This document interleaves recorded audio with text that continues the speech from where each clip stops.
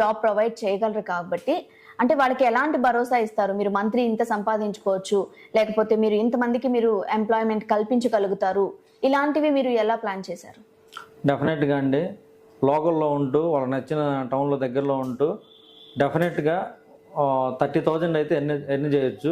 ఏది వాళ్ళ ఆఫీస్ ఖర్చులు, వాళ్ళ కింద ఉన్న డెలివరీ బాయ్ ఖర్చులు అన్నీ తీసేసి 30,000 అయితే ఇనీషియల్గా అయితే వస్తుంది. జనరల్గా మేము మా కదలిక ఛానల్లో ప్రమోషన్స్ ఎంకరేజ్ చేయమండి, కానీ మీరు సోషల్ సర్వీస్ చేస్తున్నారని మేము విన్నాము. దానికోసమని ఇలా మనం మిమ్మల్ని అడుగుతున్నాము. ఎలా చేస్తారు మీరు సోషల్ సర్వీస్? ఓకే, మనకి రెస్టారెంట్ వాళ్ళతోటి మంచి సంబంధాలు ఉంటాయి కాబట్టి మెనీ రెస్టారెంట్స్ మన దాంట్లో టైఅప్ ఉన్నారు కాబట్టి వాళ్ళతో మేము టైఅప్ అప్పుడే మాట్లాడాము.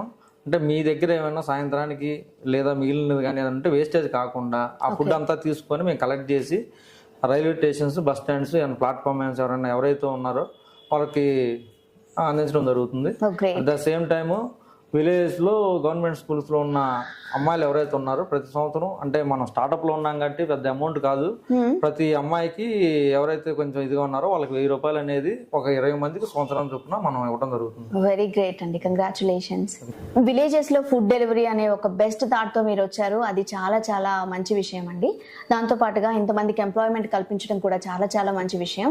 మీరు ఇచ్చే సోషల్ సర్వీస్ కూడా ఇట్స్ ఎ గ్రేట్ థింగ్. ఇంకా పిల్లలకు కానీ ఏదేమైనా